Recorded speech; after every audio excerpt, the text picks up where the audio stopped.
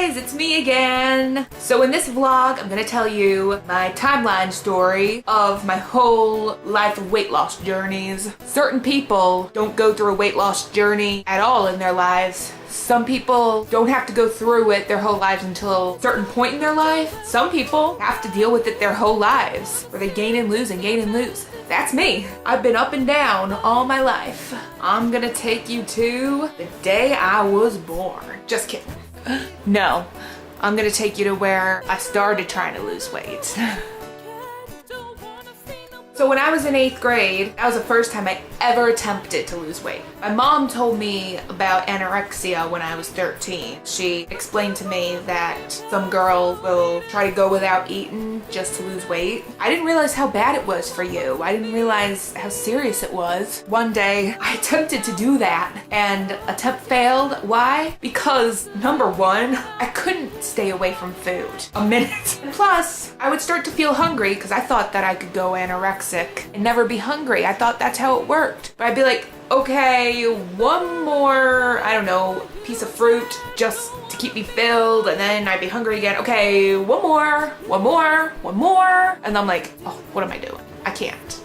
I backed out of it, and then I decided to try Weight Watchers. I did Weight Watchers for, I don't know, 2 months, but then, I don't know, I just freaked out. That was a dark time for me, so it was really hard for me to lose weight at that time because there was family issues. All of this was just the beginning of 8th grade. Now let's go to 2008. Summer before my freshman year. My mom signed me up for Jenny Craig. It wasn't easy, but I didn't realize how important this was. I didn't even realize how heavy I was. I had a boyfriend that summer. That was my first boyfriend. Over the summer, we broke up. You know, it happens. I was still new to dating, so I didn't understand. After that, he, my best friend at the time, and I were all hanging out. He was all over her, and she was slim. She was a slim and slender girl. I assumed that that was the reason why he didn't want me, because there was a flaw on my look and that I was too fat for him. Meanwhile, he was kind of heavy himself. Then I started only seeing flaws. I was working. I was trying to get a flat stomach. I thought that to get a guy, you had to have a super flat bikini stomach. People kept telling me, you're not fat. Don't say that about yourself. You're beautiful. I didn't believe them. Now looking at the photos back then, I'm like, what was I saying? I wasn't fat. Still disappoints me to this day. I just couldn't take people's word, not even my own mom's. Now let's get to 2009, 10th grade started. I was going through a really bad place. My mom had to put me on this medicine called the Geodone. Different people have different reactions to that pill, but the reaction for me was severe obesity, and it was really bad. As a matter of fact, that was actually the main cause of my weight to this day. It's still affecting me today, even though I stopped taking it. It still has an effect on me. Only not taking it makes it easier for me to lose weight, because on it, not only could I not lose the weight, I was gaining and gaining and gaining. No matter how much I ate, I couldn't get enough. It was really bad. That's actually the reason why I'm addicted to food in the first place. It actually changed my food preferences. I used to not like dressing on my salad. Now I do. There's lots of foods I wish I liked. I wish I liked fish. What I'm glad that I don't like is lollipops. I don't like lollipops. I don't like sucking candy. I'm not that much of a candy eater, so that's a good thing, because candy is hard to work off. At any rate, that was the worst year of my life, because I was falling asleep in school, and even when I was done with my lunch at school, I would ask other people, are you gonna eat that? And they're like, yeah. I wouldn't just take it, I would ask. I feel bad that I asked because that's kind of rude, but it was crazy. I had a helper, paraprofessional. My para was very insensitive about my weight. She would tell me how I should be eating. She would act as if she was my personal trainer in gym class. Meanwhile, it's gym teacher's job, and he didn't give a damn. I still hold a grudge looking back because it really wasn't my fault. I thought it was my fault at the time, but then I realized it was the medicine. And you know what's funny is, as a freshman, I thought I was fat, but I was thin. As a sophomore, I thought I was thin, but really, I was massive. I look back in the pictures, I'm like, wow, I was twisted. I was just craving food all the time that wasn't even funny. Then there came summer of 2010, sophomore to junior. It was awesome. I had a great summer, even though I didn't have a great school year in 10th grade. I went to summer camp, and just the week before summer camp, I decided to start dieting. And then when I went to summer camp, I couldn't hold it. I had to have those tots. Who can stay away from tots? I thought I could just have one and be like, oh, just one. I'm like, I didn't go through with my diet, of course. I just decided to just enjoy myself. Who cares? I'm beautiful the way I am. That's what it was like all of 11th grade. When I started my senior year, I was still eating the way I shouldn't. I attended a program called Fit Kids, where you have a personal trainer. It was fun looking back. I didn't like it at the time, but now looking back, I'm like, wow, I wish I could go back there. I'm over 17, so I can't go. I could be a personal trainer, maybe. That's a thought. I just wanted to enjoy myself. Then there came a time where I was buying new clothes. I was just not happy with the clothes and I just felt down. My mom and I talked about this and I weighed myself with the Wii Fit. My mom is trying to lose weight too. She's had the same problem as me. I probably get it from her.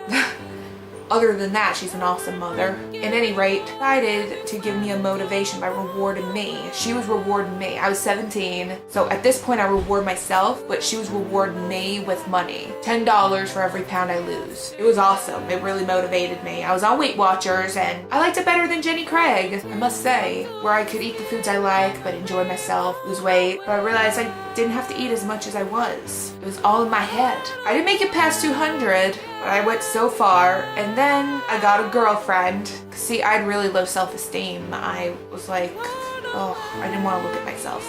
But then I got in a serious relationship and she liked me a lot, told me you don't have to get a bikini body, you don't have to wear a bikini, you don't have to do anything, you don't have to change yourself, you're beautiful for being you. I'm like, oh, then screw this diet. I have a girlfriend. We broke up, and then after that, I was still doing my thing, still eating what I want. The only workout I ever did was just take and walk, that's it. Going to my 2014 diet in February. It all started when my mom had to tell me that some certain people are not accepting of overweight people. I was very triggered. Like, I was a proud, heavy-set girl, but it all changed and went from there to, I think I need an extreme makeover. What the hell is wrong with me? When we were going home from the doctors. From there, that was when I really trusted my mom's word the most. Most people I wouldn't ask, do I look this? Does this dress make me look fat? Because obviously they're gonna lie and make me feel better, tell me a white lie. My mom, she don't tell white lies. She tells me the truth no matter what, even if it hurts. So on the way home from the doctors, I was like, okay, you told me that truth. That hurt the most. You might as well tell me the rest of the truth. I asked her, am I obese? And she said, sadly, yes. And then I'm like, okay, am I fat enough to be on Biggest Loser? And she said, I'm afraid you are. Hearing that, finding out how fat I really was, what I really look like, made me throw up a little in my mouth.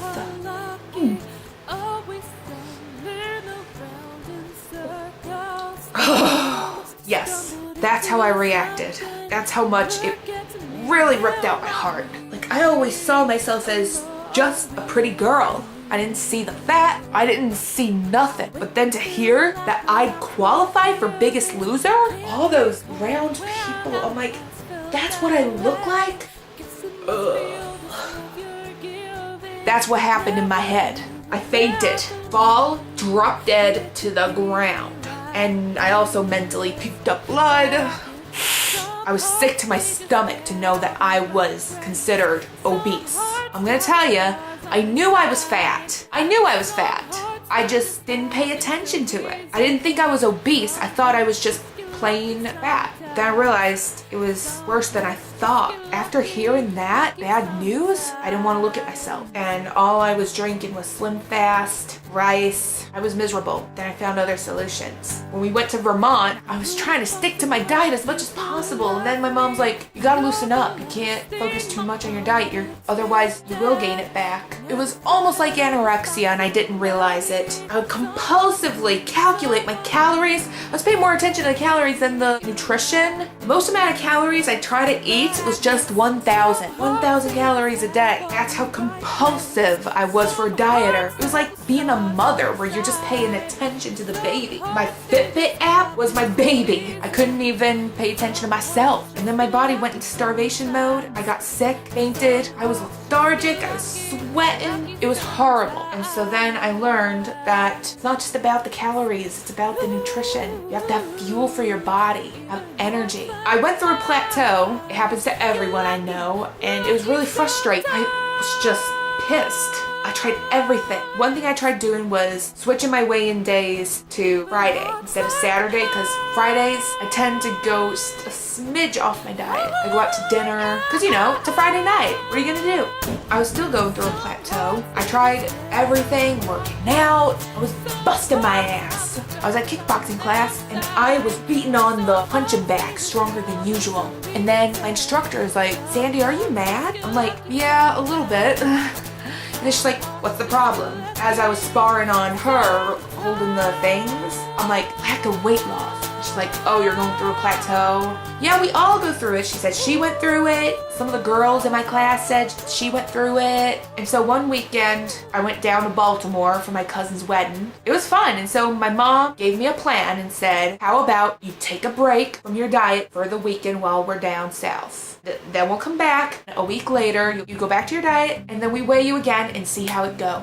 Which I did. I had an awesome weekend down there in Maryland. I had an awesome time at the wedding. I got to have waffles every morning. I just ate the foods I liked and enjoyed myself. When I got back, I raised up, but then over the week, I went back to my dieting, and a week later, I actually went lower, and I wanted to cry. I couldn't handle it. I was like, it worked. My mom knows best. I decided to cut out the carbs. I went a week with no carbs, and I lost weight. I'm like, you know what? That's what I'll do, is I'll have carbs only on Friday and Saturdays to enjoy myself, and then the rest of the week have no carbs. And it's been going great. And now here I am. You know what else has happened over the year? Is I've also learned to enjoy working out. You know how? Is I picked the kind of workout I liked, which was kickboxing. Kickboxing is my passion. Also, dancing. I watch dance videos, learn to dance. It's fun. And MMA, that's my passion. I just pick what I like best. Because I've been attending kickboxing class, you know what else I learned to like? Weightlifting. Weightlifting is my new passion. I hated it. It just not only builds the muscle, it builds me my confidence. And then I see a new feature. Like, I'll be like, oh, my arm's getting rounder. I even developed a six-pack. I mean, I still have a ways to go with the six-pack, but I have a line going down my stomach. And when I first discovered it, I was tearing for joy. It wasn't even funny, I'm not gonna lie. It was a dream come true. And then I asked my mom, am I still obese? And she said, no, you're just fat. And I asked her, am I big enough to be on Biggest Loser still? And she said, nope, if you tried for Biggest Loser now, you would not make it in. And I believed her, because if she was gonna lie to me, she would have said, oh no, you're skinny now. No, she's not that kind of mom. She went from telling me I was obese to fat. My next step is average. That's my next step. I'm a large in shirt. No more X's in it. The X's are X's. Also, I'm a size 14 in pants and a size 14 in dresses. I was ecstatic fit into new clothes. I had to pinch myself so many times to make sure it wasn't a dream. It was too good to be true. I can't believe how far I've gone. I look back in pictures, I'd be like, I can't believe I saw myself a different way. I can't believe how huge I was. When I get thinner, I'm gonna say the same thing about now, obviously. But I made a big improvement, and I'm proud of myself. I'm proud of myself for coming up with a new plan. Nothing's gonna get in the way. Every time I work out, I never want to stop, first of all. I say to myself, you accomplished something. That's why I'm addicted to weightlifting, because I just love being in the process of a change. And every time I tell people that I'm a bodybuilder, people get shocked. They're like, no way. So now my next step is to be down to a size medium and size 12. I will update you on more. So love y'all. Wish me luck. Keeping them coming. Bye.